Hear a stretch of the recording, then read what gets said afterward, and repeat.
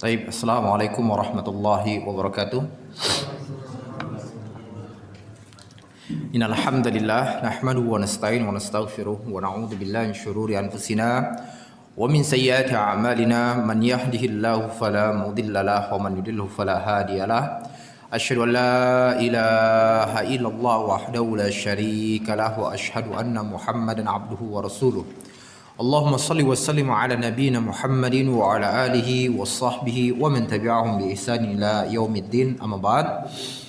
Ikhwatal iman rahmati Allah Subhanahu wa taala, puji dan syukur kita kepada Allah Jalla wa ala yang telah memberikan limpahan rahmatnya, maghfirahnya, kenikmatan-kenikmatannya kepada kita semua, baik nikmat keimanan, keislaman, kesehatan, kekuatan serta nikmat-nikmat lainnya, sehingga alhamdulillah Allah Subhanahu wa taala permudah bagi kita semua untuk melaksanakan ibadah salat maghrib berjamaah di tempat ini. Lalu kemudian Allah Subhanahu wa taala pula kuatkan hati kita untuk terus mendekatkan diri kita kepada Allah Subhanahu wa taala dengan bermajlis ilmu, di mana Rasulullah sallallahu alaihi wasallam telah mengatakan, majtama'a qaumun fi baitin min buyutillah, tidaklah berkumpul suatu kaum di rumah-rumah Allah Subhanahu wa taala, wa hum yatluna kitab Allah, di mana mereka membaca kitab Allah, wa yatadarasunahu bainahum, kemudian mereka mempelajari isi kandungannya dan berusaha untuk mengamalkannya, illa nazalat alaihimus sakinah, kecuali akan turun ketenangan kepada mereka,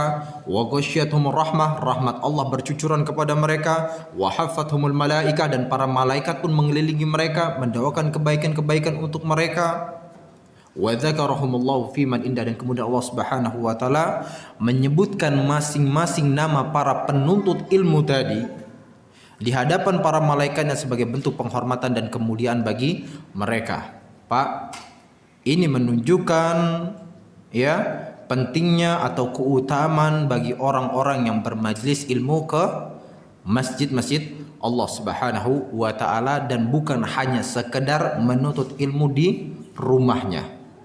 Nah, yang di rumah ada pahalanya, tetapi di sini lebih banyak lagi pahalanya.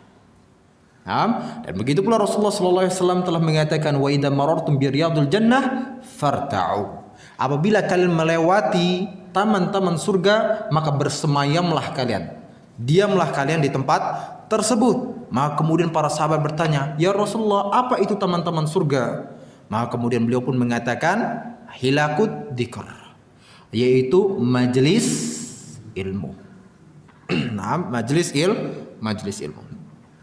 Lalu kemudian salawat serta salam semoga Allah senantiasa mencurahkan pada Nabiul Mustafa, Nabi Muhammad sallallahu alaihi wasallam, yang telah mengajarkan kepada kita Islam yang sempurna, membimbing kita menuju keridhaan Allah Subhanahu wa taala, di mana Allah Subhanahu wa taala telah berfirman, qul in kuntum tuhibbunallah, katakanlah ya Muhammad, jikalau kalian benar-benar cinta kepada Allah Subhanahu wa taala, fattabi'uni, maka ikutilah Rasulullah sallallahu alaihi wasallam dalam akhlaknya, muamalahnya, ibadahnya, yuhibbukumullah, maka Allah pun akan cinta kepada kalian, wa yaghfir lakum dzunubakum, dan akan mengampuni dosa-dosa kalian. Dan tidak ada tempat bagi orang-orang yang telah terhapuskan dosa-dosanya kecuali surga Allah Subhanahu wa taala. Taib ikhwatal iman rahmati Allah Subhanahu wa taala, setelah pada pertemuan yang lalu kita sudah membahas mengenai surat Al-Fil, dan sekarang kita masuk kepada surat yang selanjutnya, yaitu surat Al-Humazah. Nah, ikhwatal iman rahmati Allah Subhanahu wa taala, mengenai surat Al-Humazah ini maknanya adalah pengumpat ya. Ini makna secara langsungnya. Dan surat ini merupakan surat yang ke-104, terdiri dari 9 ayat, dan dia termasuk surat Makkiyah. Ya. Apa surat Makkiyah? Nah, surat yang diturunkan sebelum Nabi Muhammad SAW hijrah ke kota Madinah. Itu surat Makkiyah. Adapun ikhwatal iman rahmati Allah Subhanahu wa taala, mengenai gambaran global tentang surat ini, yaitu berbicara tentang kerugian dan kebinasaan bagi orang-orang yang suka mengumpat, bagi orang-orang yang bakhil, bagi orang-orang yang sombong terhadap harta yang dimilikinya. Ya, Kebinasaan, kerugian bagi para pengumpat, orang-orang yang bakhil, orang-orang yang sombong terhadap harta yang dimilikinya. Nah, semua yang saya sebutkan tadi nanti insya Allah akan kita jelaskan korelasinya, hubungannya nanti insya Allah. Taib, ikhwatal iman rahmatullah subhanahu wa ta'ala, masuk kita pada tafsir ayat yang pertama, yaitu wailul likulli humazatil lumazah. Celakalah bagi setiap pengumpat lagi pencela. Ikhwatal iman rahmatullah subhanahu wa ta'ala, pada ayat ini ya Allah subhanahu wa ta'ala memberikan ancaman terhadap orang-orang yang tidak bisa menjaga lisannya dan juga perbuatannya. Ya, orang-orang yang sering menyakiti manusia yang ada di sekitarnya. Nah, ya, yang menjatuhkan kehormatannya, menzalimi kehidupan orang lain, ya, terutama berkenaan dengan lisan.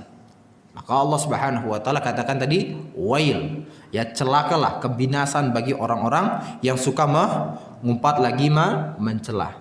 Permasalahannya adalah pada lisan, ya. Dan berkenaan dengan lisan ini pula, lihat banyak sekali hadis-hadis atau dalil-dalil yang menunjukkan bahayanya perkara lisan ini.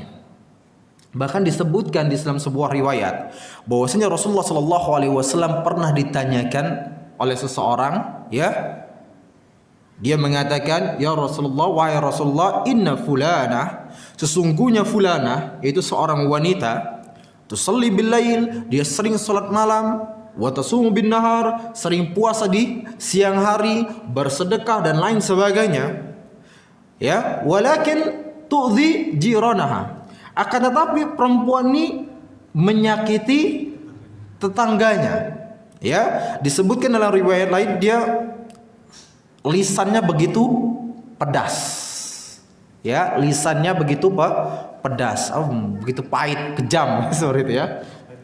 Pahit lidah itu seperti itu. Nah, si pahit lidah. Nah, bagaimana kedudukan wanita tersebut ya Rasulullah dengan segala pahala yang begitu banyak yang dia miliki, yang telah dia kerjakan? Apa kata Rasulullah sallallahu alaihi wasallam? La khaira fiha. Tidak ada kebaikan pada wanita tersebut. Hiya min ahlin nar. Dia termasuk penghuni neraka. Padahal pahalanya begitu banyak. Ya. Lalu kemudian ditanyakan lagi oleh Rasulullah SAW, ya, si fulana, ada si fulana, ya, tusalil maktubah, dia hanya salat 5 waktu saja, ya. Kemudian sedekah dengan sisa-sisa harta yang dia miliki, nggak banyak. Tetapi dia tidak menyakiti orang lain. Bagaimana ya Rasulullah? Nah, Rasulullah katakan, hiya min ahlil jannah. Dia termasuk penghuni surga.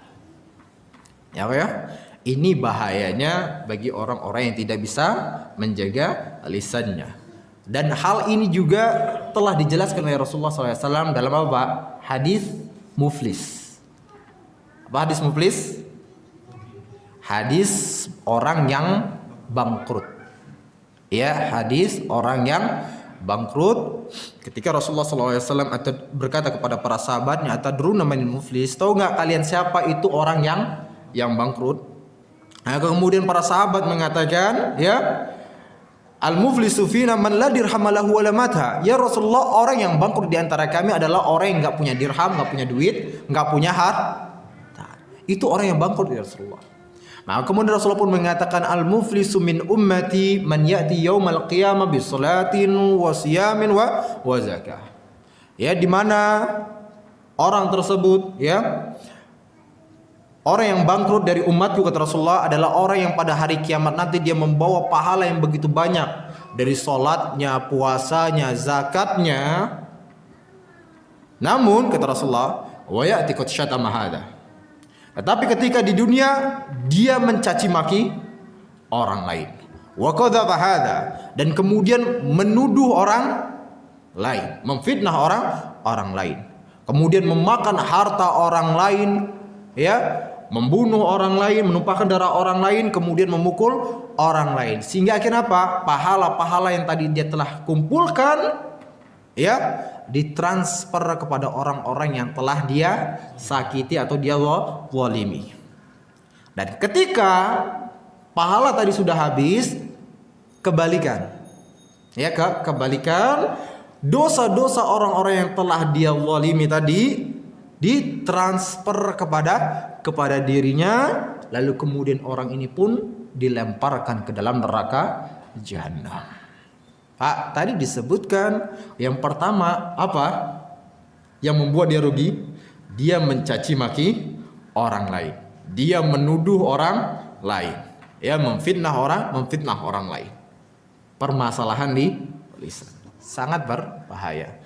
Namun kenyataannya inilah ya. Namun kenyataannya manusia terlalu meremehkan perkara lisan ini. Ya, manusia terlalu memudahkan perkara lisan ini dan menganggap bahwasanya nggak ada masalah. Ya, nggak terlalu dianggap, ya, nggak terlalu membahayakan untuk kehidupan di akhiratnya nanti. Itu salah satu talbis iblis, tipuan syaitan. Ya, membuat waswas di pikiran manusia bahwasanya perkara lisan ini perkara yang biasa saja. Dan ternyata Pak, hal ini pun juga pernah ditanyakan oleh sahabat Rasulullah, yaitu Mu'adz bin Jabal. Ya, dia bertanya ketika Rasulullah SAW memberitahukan untuk menjaga lisan. Lalu kemudian Mu'adz bin bertanya, ya Rasulullah, apakah seseorang itu akan dihisab, akan dituntut hanya dikarenakan perkara lisannya? Kayaknya remeh banget seseorang akhirnya harus dimasukkan ke dalam neraka gara-gara hanya sekedar perkataan. Lalu apa kata Rasulullah? Sakilatka ummuk, celaka engkau ya Mu'adz. Wal yakubbun nas fin nari ala wujuhim illa hasaida alsinatihim. Apakah ada sesuatu yang menjerumuskan manusia, ya, di mana keadaan wajah-wajahnya tersungkur pada waktu itu, di mana dia tersungkur dia apa? Di atas wajah-wajahnya, illa hasaida alsinatihim, kecuali dikarenakan perkara di lisannya. Saya ulangi lagi, Rasulullah SAW mengatakan, sakilatka ummuk, celaka engkau ya Mu'adz. Apakah ada sesuatu yang menjerumuskan seseorang ke dalam neraka jahanam sehingga dia tersungkur di wajah-wajah mereka, illa hasaida alsinatihim, kecuali dikarenakan perkara lisannya. Ya Pak? Nah, tadi banyak banget. Ini di dalam neraka jahanam, ya. Di dalam kubur pun juga seperti itu. Jadi belum saja sampai ke dalam neraka jahanam, di dalam kubur sudah disiksa juga. Ya, sebagaimana disebutkan dalam sebuah hadis, ya, marra Nabi sallallahu alaihi wasallam biqabrain, Rasulullah sallallahu alaihi wasallam pernah melewati dua kuburan, faqala innahuma la yu'adzaban. Maka kemudian Rasul pun mengatakan sesungguhnya dua orang yang ada di dalam kubur ini sedang disiksa. Wa ma yu'adzabani fi kabir, dan tidaklah keduanya disiksa dikarenakan perkara yang dianggap manusia itu besar. Perkara tersebut adalah perkara yang remeh dianggap manusia, tetapi termasuk dosa besar.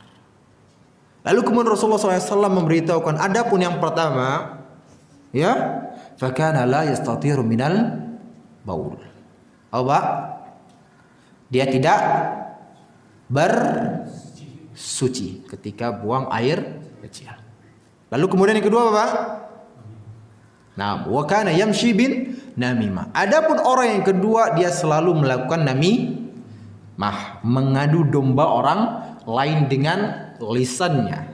Dan kita katakan tidak akan terjadi namimah, tidak akan terjadi mengadu domba kecuali dimulai dengan ghibah terlebih dahulu. Datang ke satu kelompok ngomongin kelompok lain, si fulan itu begini dan sebagainya. Datang lagi kelompok yang sebelahnya ngomongin kelompok yang ini, si fulan seperti ini. Akhirnya pecah hubungan antara persaudaraan di antara mereka, yaitu hubungan ukhuwah di antara mereka. Jelas Pak? Dikarenakan apa? Ghibah akhirnya menjadi namimah. Lama-lama namimah terjadi pembunuhan, peperangan dikarenakan apa? Adu domba tersebut. Jelas Pak ya? Lisan. Jadi belum sampai kepada neraka jahanam, di dalam kuburnya pun sudah disiksa. Nah, maka Pak, Masya Allah, beruntung bagi orang-orang yang bisa menjaga lisannya. Ya, beruntung bagi orang-orang yang bisa menjaga lisannya, karena Rasulullah Shallallahu Alaihi Wasallam telah menjaminkan surga bagi orang-orang yang bisa menjaga perkataannya. Apa kata Rasulullah SAW? Man yatmanni ma baina lihyaihi wa ma baina rijlaihi atman lahul jannah. Barang siapa yang menjamin kepadaku bahwasanya dia bisa menjaga lisannya dan juga menjaga kemaluannya, ya, atman lahul jannah, maka aku jaminkan kepadanya surga Allah Subhanahu wa taala. Karena apa, Pak? Dua perkara ini, baik lisannya ataupun juga kemaluannya, ini adalah sumber hawa nafsu. Ya, sumber hawa nafsu. Manusia, Masya Allah, dengan lisannya nafsunya keluar semuanya. Kalau udah gibahin orang tuh kayaknya 2 jam tuh kurang. Ya, 3 jam tambah lagi, ya. Minta ke billingnya tambah lagi, ya, seperti itu. Untuk ghibah. Tapi kalau sudah ngomong majelis ilmu, baru 15 menit, sakinah, turun ketenangan kepada mereka. Ya, turun ketenangan kepada mereka, langsung khusyuk semuanya. Ya, khusyuk, tertidur semuanya. Ini bedanya. Bisa begadang-gadang orang kalau gara-gara ghibah. Nah, begitu juga sumber hawa nafsu lainnya adalah perkara kemaluannya. Ini nggak bisa ketahan-tahan. Ya, ini nggak bisa ketahan-tahan. Makanya kalau kayaknya tua semua kayaknya ini, ya. Udah nikah semua, ya, ini, ya. Ada yang belum? Carikan, Pak. Ya, carikan yang belum. Ya, carikan yang belum. Karena apa?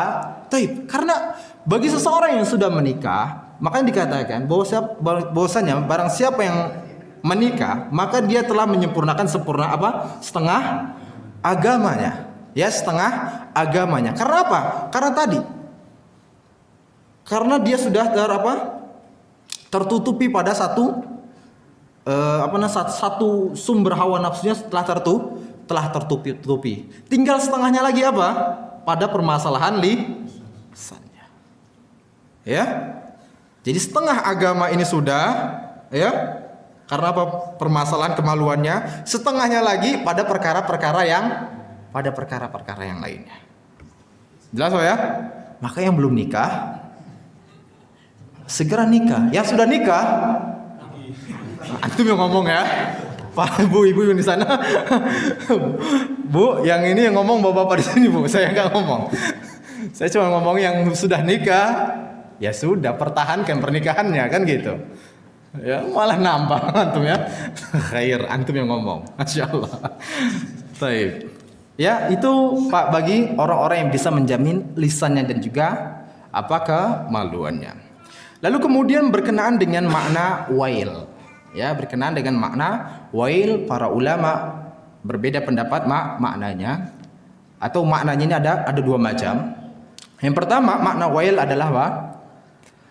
Yaitu salah satu nama lembah di dalam neraka jahanam. Ini wail. Ya. Nama salah satu lembah di dalam neraka jahanam, wail. Lalu kemudian makna yang kedua adalah kebinasaan, ya, kecelakaan, seperti yang ada kebanyakan di dalam Al-Quran antum atau mushaf antum, ya, itu diterjemahkan dengan kebinasaan atau kecelakaan bagi para pengumpat dan juga pencela. Itu makna dari wail. Nah, Imam Al-Qurtubi rahimahullah menjelaskan bahwasanya ketika di dalam Al-Quran Al-Karim ini disebutkan makna wail, maka ini akan menjurus kepada 3 makna. Makna yang pertama adalah al-khizyu, yaitu kehinaan. Nah, bagi antum yang gak bawa buku, catat di tangan antum. Ya. Nah, fadhal, nanti kalau selanjutnya insya Allah pakai ini, Pak, ya, dicatat pakai buku, bawa bukunya ditulis, Masya Allah. Ya. Itu yang pertama al-khizyu, yaitu kehinaan. Lalu kemudian yang kedua adalah al-adab, yaitu siksaan atau adab ya bahasa kita ya. Adab. Mana yang ketiga adalah al-halakah, yaitu kebinasaan. Nah, ketika disebutkan makna wail di dalam Al-Qur'an Al-Karim, misalnya wailul lil mutaffifin, habis itu fawailul lil musallin alladzina hum an salatihim sahun, wailul likulli humazatil lumazah, maka kembalinya kepada makna-makna tersebut yang tadi telah dijelaskan oleh Imam Al-Qurtubi rahimahullah. Baik. Kemudian juga para ulama berbeda pendapat mengenai makna humazah dan lumazah, ya. Pendapat yang pertama ada yang mengatakan bahwasanya humazah itu artinya apa? Ghibah. Ya, ghibah. Di mana dia mencela orang lain akan tetapi tidak di hadapan orang tersebut. Diomongin keburukannya. Adapun makna lumazah yaitu mencela orang lain di hadapan orang tersebut, atau bahasanya kita mencaci maki. Ya, bahasanya kita mencaci maki. Ini pendapat yang pertama. Adapun pendapat yang kedua, itu untuk juga bisa lihat ya di situ. Bagaimana dijelaskan oleh Abdullah bin Abbas juga seperti itu.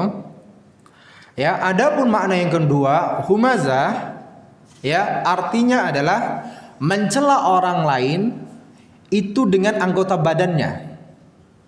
Misalnya dengan kedipan mata, dengan bibirnya dimonyong-monyongin, atau dengan isyarat-isyarat tangan, ya, yang intinya pada waktu itu menunjukkan bahwasanya dirinya sedang mencela orang lain.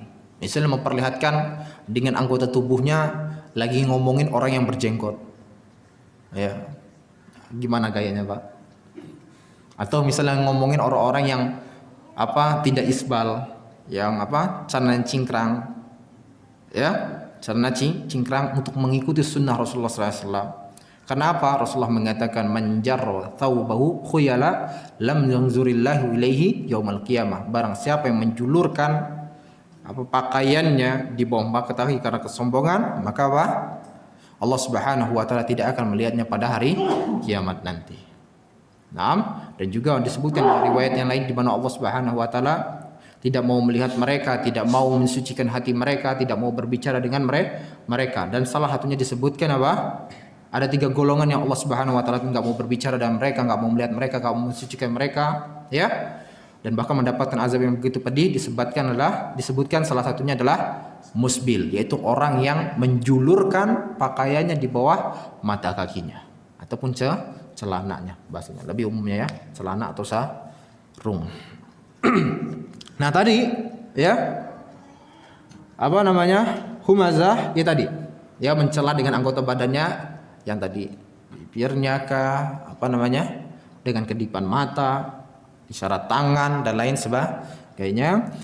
Adapun lumazah itu langsung dia mencela orang lain dengan lisannya. Dia katakan kamu orang yang bodoh, kamu orang yang miskin, ya, dan lain sebagainya yang serupa seperti itu. Nah, ini makna humazah dan lumazah yang dijelaskan oleh para ulama.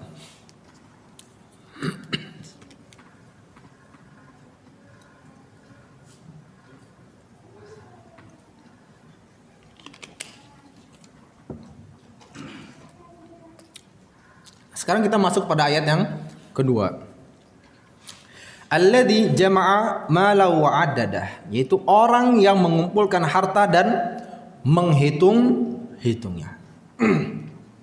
Mungkin kita bertanya-tanya, apa korelasi antara ayat yang pertama dengan ayat yang kedua? Ya, kok tiba-tiba rasanya berbeda sekali? Ya, disebutkan celakalah bagi para pengumpat dan juga para pencela, lalu kemudian disebutkan alladzi jama'a mala wa adada, yaitu orang yang mengumpulkan hartanya dan juga hitungnya. Kan kira-kira bingung ya, kemana nih arah hubungannya?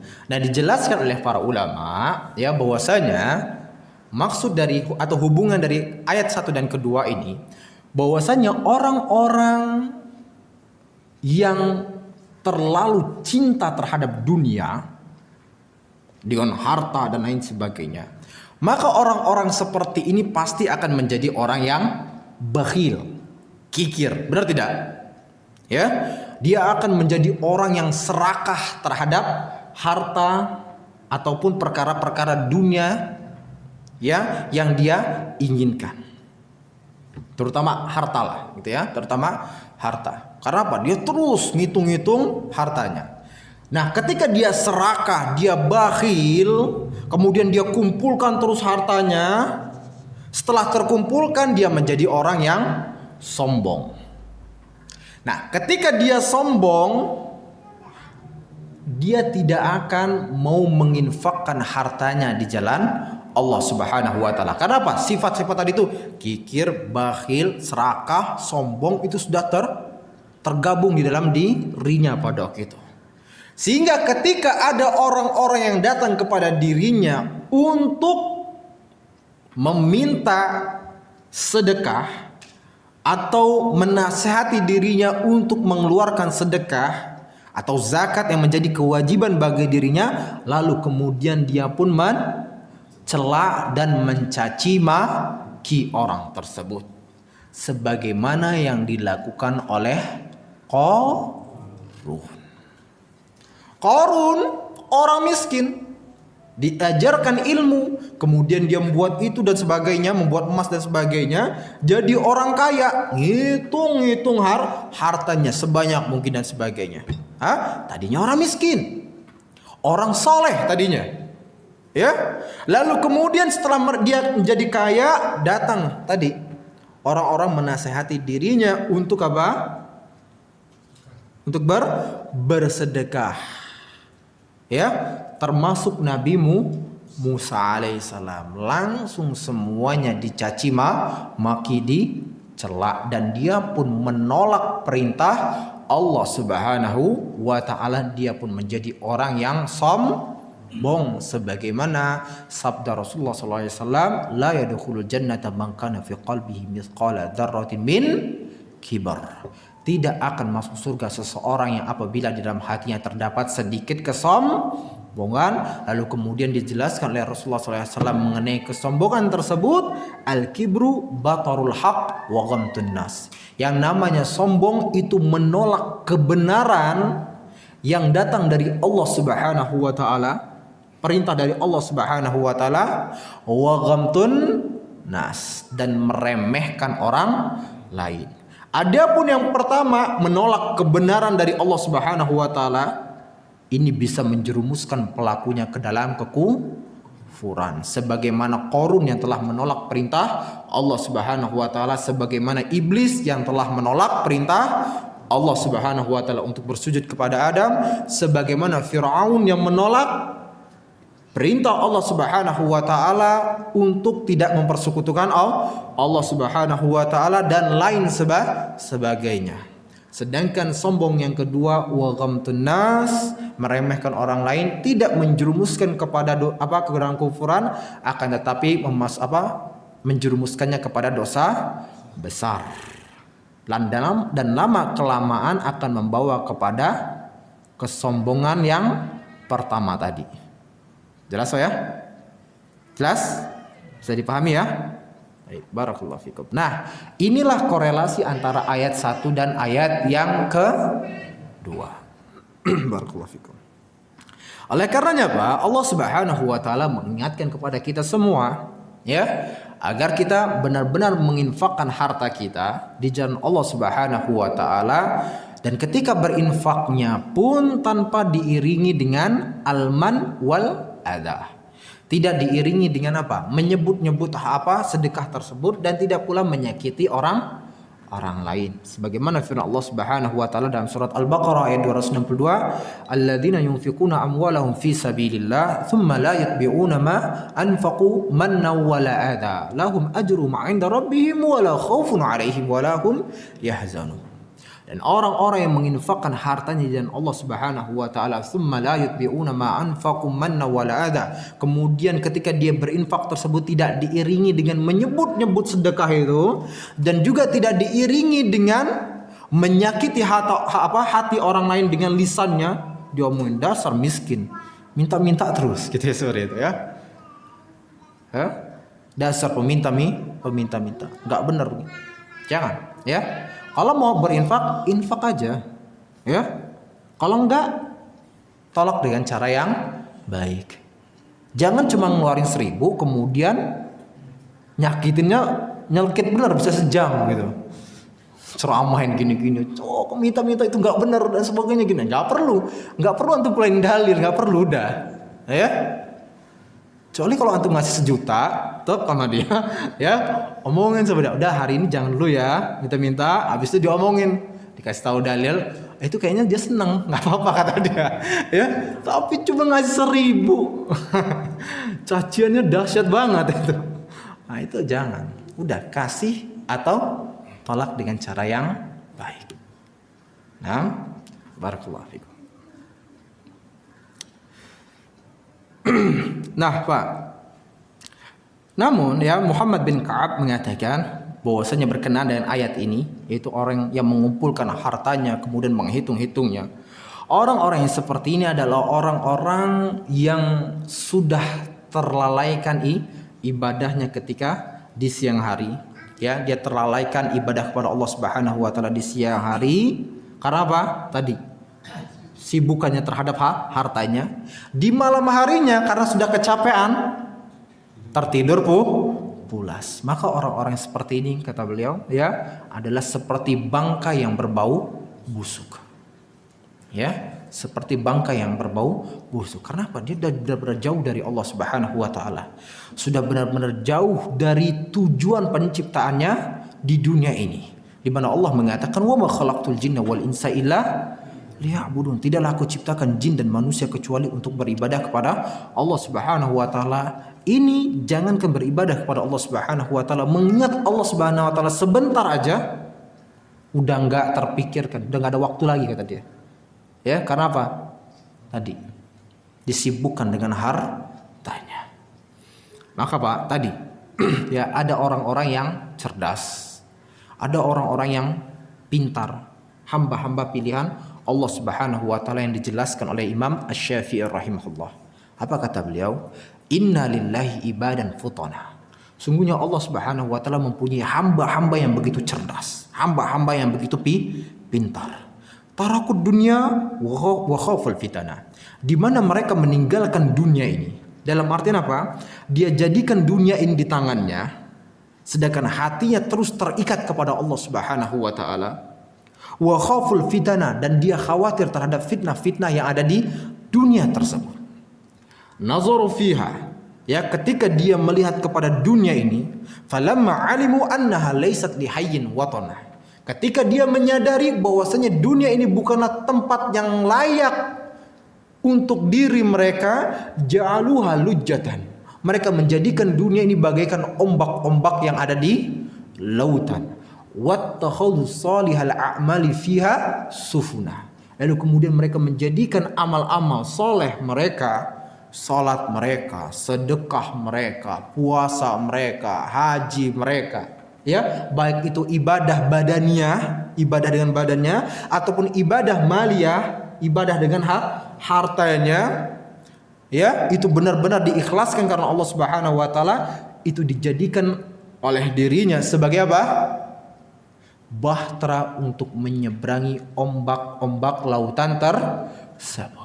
Kalau dia nggak punya bahtera yang besar, tenggelam. Kalau misalnya dia punya cuma apa, ada apa Pak? Getek maksudnya. Ya, apa namanya? Getek ya. Kapal kecil. Karena apa? Sesuai dengan amal solehnya. Ya. Dia mau melewati ombak-ombak itu gimana Pak? Ya udah terombang-ambing. Ada 2 pilihan, kalau nggak dia tenggelam, ya kalau nggak selamat, tapi terombang-ambing. Tetapi bagi seseorang yang sudah menyiapkan bahtera yang begitu besar, tadi dengan amal-amal solehnya tadi, maka sebesar apapun ombak tersebut, kapalnya semakin besar, semakin aman. Jelas ya? Nah, inilah hamba-hamba pilihan Allah Subhanahu wa taala, orang-orang yang begitu cerdas yang dijelaskan oleh Imam Asy-Syafi'i rahimahullah. Baik.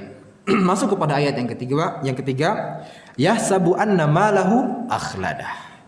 Dia mengira bahwasanya hartanya itu dapat mengekalkannya, memberikan kehidupan yang abadi kepadanya.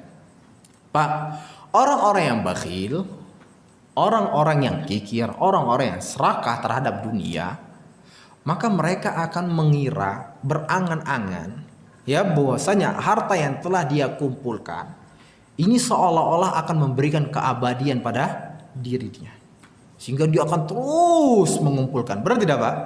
Dan kenyataan seperti itu, ya. Orang-orang yang terus mengumpulkan hartanya, dia akan terlupakan dengan kehidupan akhirat. Dia akan terlupakan dengan kematian, yang padahal kematian tersebut terus dia dengar, terus dia lihat. Tapi karena dia sudah benar-benar serakah dengan dunia tadi, dengan hartanya, seolah-olah dia berpikir, saya nggak bakal pernah mati, saya abadi, ya. Dan ini yang disyaratkan oleh Allah Subhanahu wa taala terhadap orang-orang tersebut, dan itu memang nyata. Ya, dan itu memang nyata. Orang-orang yang tertipu dengan hartanya, hampir mereka semua melakukan seperti itu. Mereka melakukan kemaksiatan sana sini dan sebagainya. Lupa terhadap kehidupan akhirat. Lupa terhadap kematian. Bahkan kematian dia lihat di hadapannya. Ya. Tapi dia tetap mengira, saya nggak bakal mati seperti itu. Ya. Nggak bakal mati seperti itu. Ya. Nah itu.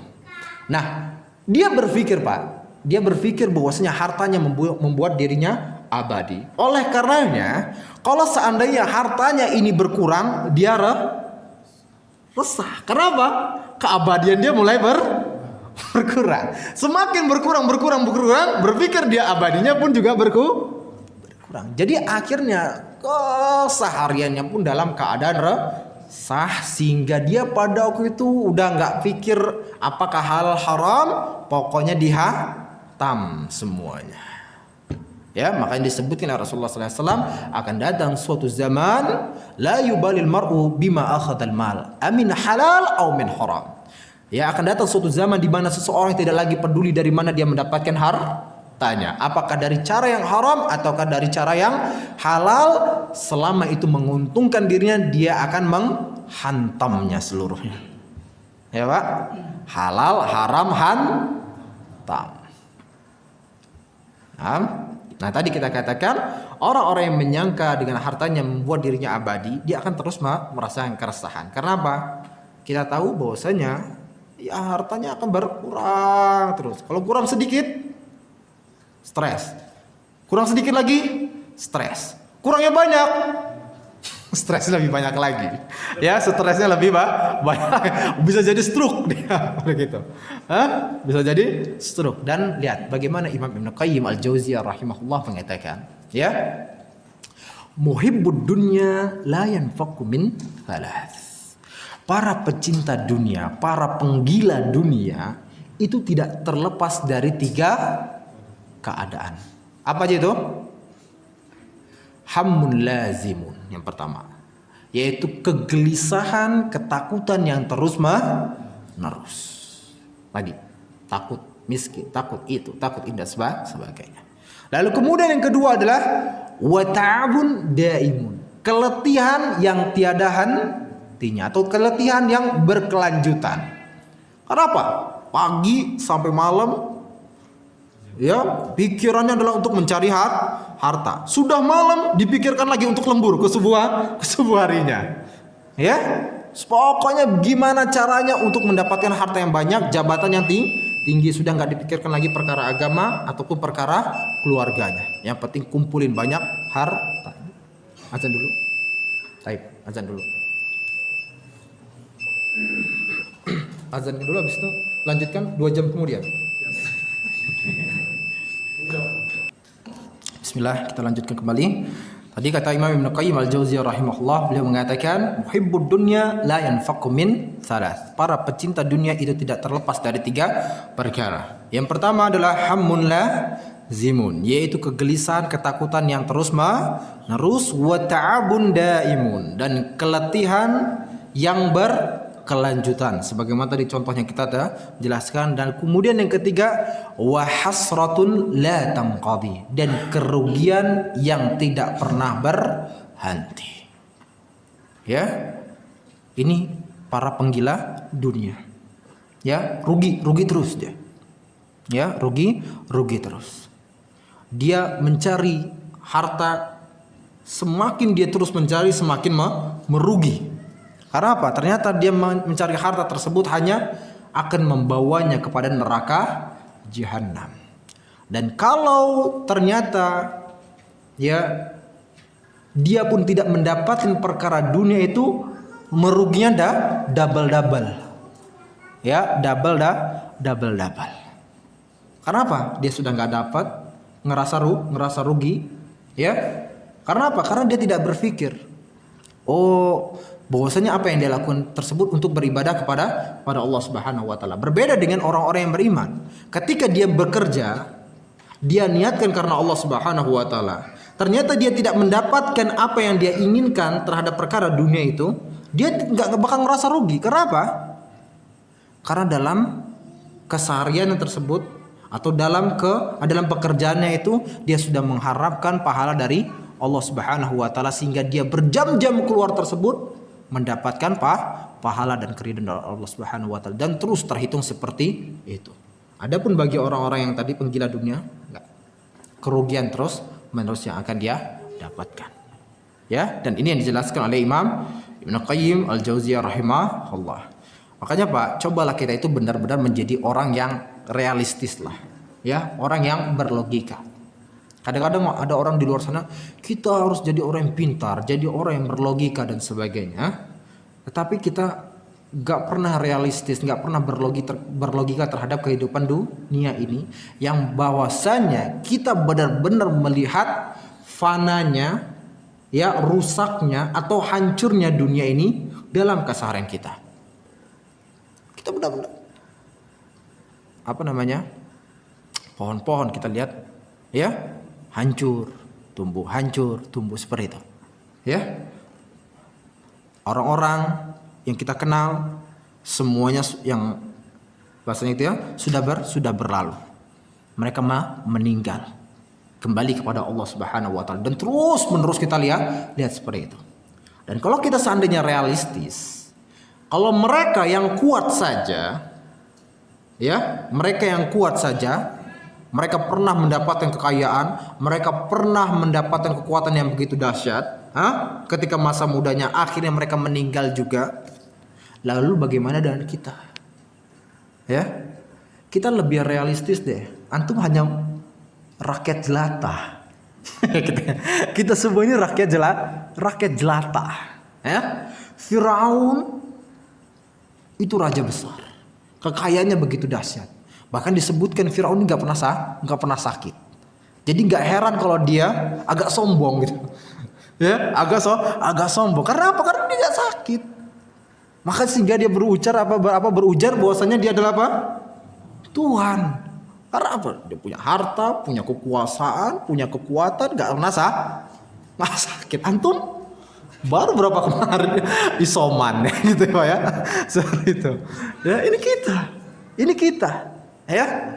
Nah, Firaun yang seperti itu saja berlalu kehidupannya, dia meninggal. Dan sengaja Allah Subhanahu wa taala awetkan tubuhnya untuk menjadi pelajaran bagi kita-kita yang setelahnya.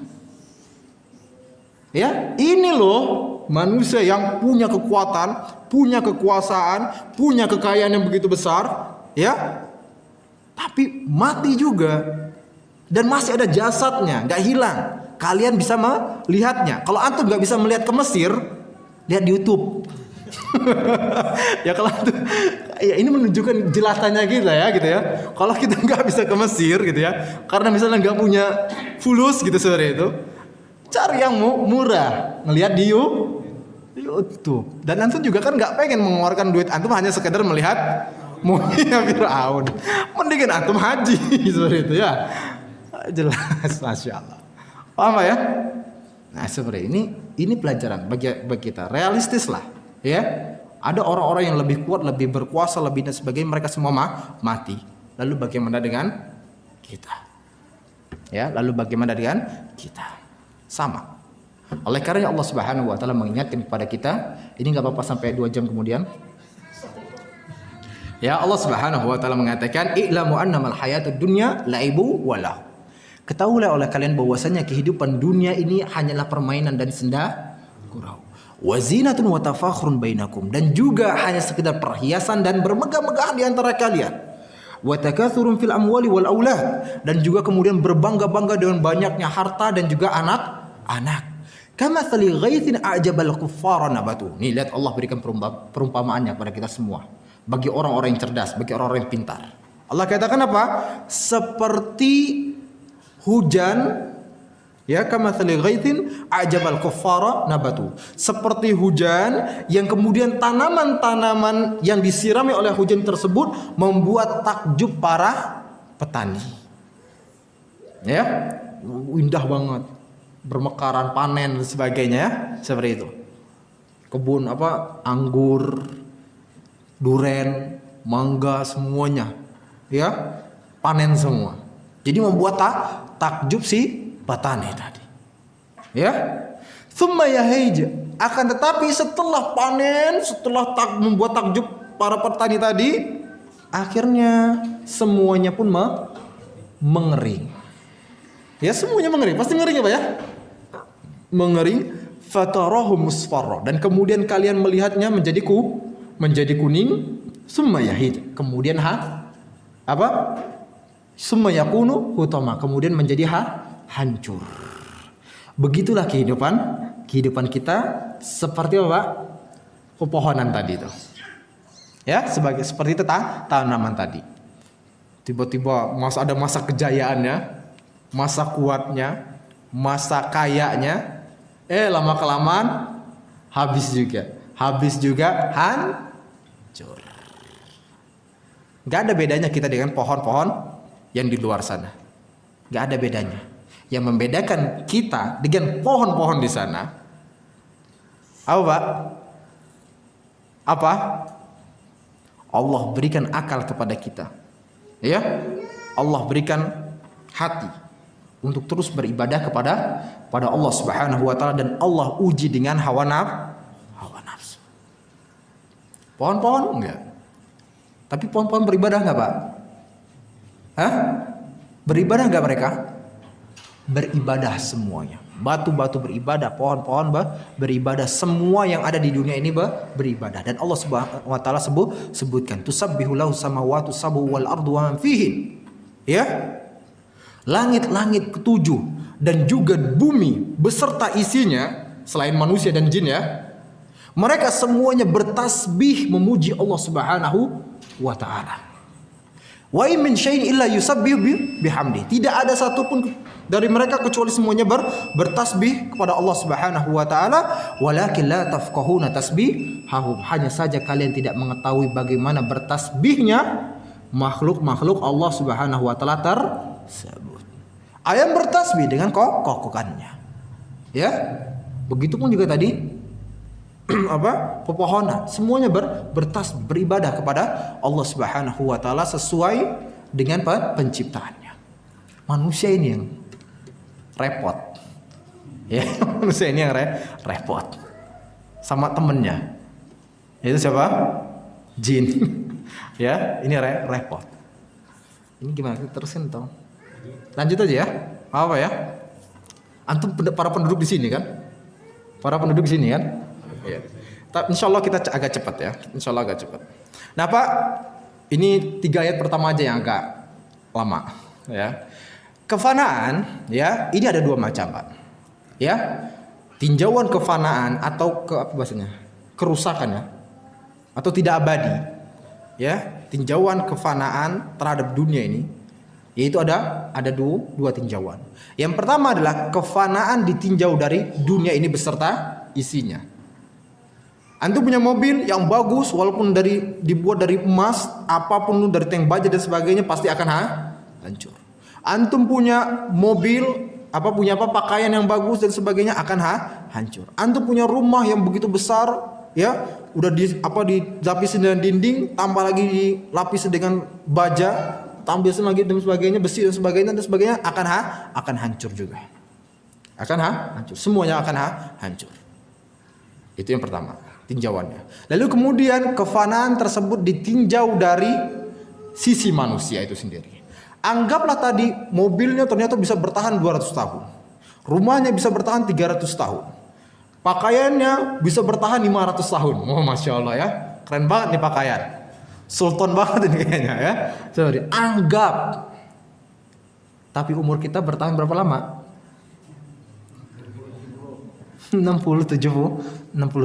Rasulullah mengatakan umur umatku itu antara 60-70. Kalau ada kelebihan itu bonusan dikit. Bonusan dikit. Lagian juga dia walaupun dikasih kelebihan gak bisa menikmati kehidupan dunia ini. Mau makan kacang patah giginya. Mau makan daging stroke dan sebagainya. Udah repot. Yang ada kalaupun diberikan ketambahan umur hanya sekedar diranjang. Ya, hanya sekedar diranjang. Jadi lebih enak udahlah wafat tapi masuk surga, itu enak banget tuh. Ya, enak. Seperti itu. Gitu loh. Itu yang cerdas, itu hamba-hamba yang cerdas. Nah, tapi kalau sudah dikasih bonus ya mau apa lagi? Ya, terima, syukuri apa yang ada. Hidup adalah antum itu. Masya Allah. Baik, masuk kepada ayat yang keempat. Kalla la yumbadzanna fil hutamah. Sekali-kali tidak, pasti dia akan dilemparkan ke dalam neraka hutamah. Ya, hutamah ini adalah nama salah satu neraka. Nama salah satu neraka. Ya, berasal dari kata tahtim, artinya apa, Pak? Menghancurkan, ya, menghancurkan. Tadi apa? Ya benar ya tadi ya. Menghancurkan, artinya apa maksudnya? Menghancurkan seluruh tubuh penghuni neraka habisnya. Dan ini ya ancaman bagi orang-orang yang tadi dari ayat pertama sampai ayat yang selanjutnya. Para pencela, orang yang bakhil, kikir, sering menghitung-hitung dan lain sebagainya yang tadi kita katakan. Wa ma adraka mal hutamah, dan tahukah kamu apa itu neraka hutamah? Tadi kita katakan bahwasanya hutamah itu nama salah satu neraka, ya, berasal dari kata tahtim. Dan Pak, perlu kita ketahui bahwasanya neraka ini memiliki 7 pintu. Ya, neraka ini memiliki 7 pintu sebagaimana firman Allah Subhanahu wa taala dalam surat Al-Hijr ayat 43 sampai 44, ya. Wa inna jahannam la mau'iduhum ajma'in. Sesungguhnya neraka jahanam atau neraka itu adalah tempat yang dijanjikan bagi para pengikut syaitan. Ya. Kemudian Allah katakan laha sab'atu abwabin, di mana neraka jahanam ini mempunyai apa? 7 pintu. Likulli babin juz'un maqsumun. Dan setiap pintu tersebut ada golongan-golongan yang telah ditentukan. Paham ya? Jadi neraka jahanam ini memiliki 7 pintu dan dijelaskan oleh para ulama. Pintu-pintu tersebut adalah pertama jahanam. Yang kedua adalah jahim. Kemudian saqar. Kemudian ladha, kemudian sa'ir, baru kemudian hutamah, kemudian hawiyah. Neraka hawiyah. Sebagaimana antum tahu, naron. Seperti itu ya. Nah, itu 7 nama neraka jahanam. Masuk kita kemudian kepada ayat yang ke-6 dan ke-7. Narullahil muqadah allati tattali'u 'alal afidah, yaitu api atau azab Allah Subhanahu wa taala yang dinyalakan, allati tattali'u 'alal afidah, yang membakar sampai ke hati. Di sini Muhammad bin Ka'ab mengatakan bahwasanya berkenaan dengan api ini, Yaitu api neraka tadi memakan semua yang ada di badannya. Ya, memakan semua apa yang ada di badannya, sehingga ketika neraka ini sampai ke hatinya. Hati di mana, Pak? Hati di mana? Bukan, ini namanya limpa atau ya. Bahasanya ya. Ya, hati secara ini ya. Tetapi yang dimaksud dengan afidah di sini bukan hati ini, Pak. Tapi jantung. Ya, dah.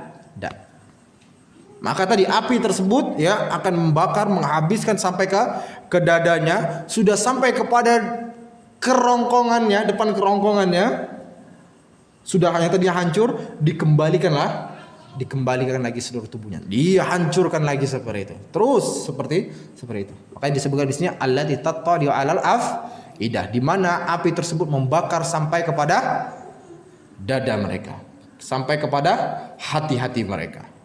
Ya, jadi setelah dibakar seluruhnya sampai sini, depan kerongkongannya dikembalikan lagi seluruhnya badannya, dibakar lagi seperti itu, terus seperti itu. Nah, dan juga Pak, ya bagi orang-orang yang seperti ini, bagi orang-orang yang tidak bisa menjaga lisannya juga, yang menjatuhkan kehormatan orang lain, Rasulullah SAW juga pernah menyebutkan ada siksaan lainnya. Ya, sebagaimana dalam sabdanya, lamma urijabi, kata Rasulullah SAW, ketika aku dimi'rajkan, kata Rasulullah SAW, marartu bi qaumin, aku melewati kaum, ya, aku melewati kaum lahum azfarun min nuhas, di mana mereka mempunyai kuku-kuku dari tembaga. Lalu kemudian apa? Yakhmishuna wujuhahum wa sudurahum, kemudian mereka mencakar-cakar wajah mereka dengan kuku tembaga tersebut, dan juga dada-dada mereka, sehingga Rasulullah pun berkata kepada Jibril, man haula ya Jibril, siapa mereka ya Jibril. Maka kemudian Jibril pun memberitahukan bahwasanya ya mereka tersebut adalah orang-orang yang alladzina ya'kuluna luhuman nas, yaitu orang-orang yang memakan daging manusia. Maksudnya Pak, bukan kanibal, bukan.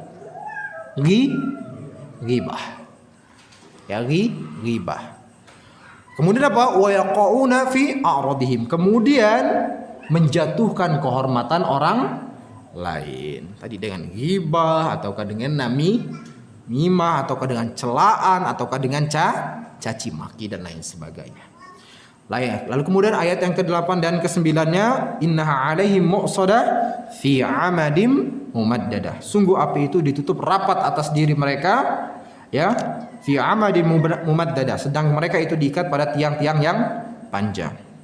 Di sini para ulama berkenaan dengan kata mumaddadah, tiang-tiang tersebut, ya. Para ulama berbeda pendapat. Ada yang mengatakan bahwasanya tiang-tiang tersebut ditancapkan di dalam neraka jahanam, tok semua dan sebagainya, sehingga menutupi mereka, menutupi neraka jahanam tersebut, dan mereka tidak bisa keluar dari tempat itu. Karena apa? Semuanya sudah tertutupi dengan tiang-tiang yang menjulang tinggi begitu. Itu pendapat yang pertama. Adapun pendapat yang kedua, bahwasanya tiang-tiang tersebut ya ditancapkan dalam neraka jahanam, lalu kemudian mereka, kaki mereka dan juga tangan mereka semuanya diikat di tiang-tiang tersebut, dan termasuk juga leher mereka. Ya, sebagai penambah siksaan di dalam neraka jahanam. Baik, mungkin sampai sini saja Pak ya.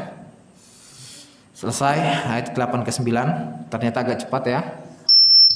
Masya Allah, walaupun 1 sampai 4-nya agak nah, barakallahu fikum. Ini gimana Pak? Selesai langsung atau tanya jawab?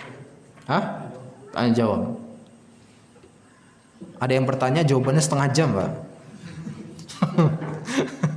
Enggak, Fadal, silahkan Pak. Sebisa mungkin dijawab dengan seringkas-seringkasnya, insyaallah. Fadal. Yang paling ringkas itu Allahu a'lam.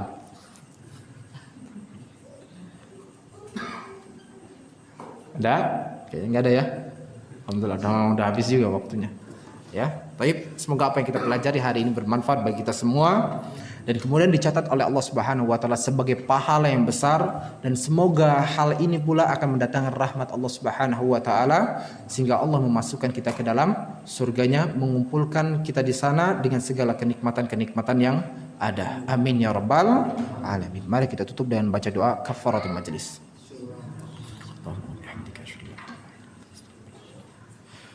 Sekian, assalamualaikum warahmatullahi wabarakatuh.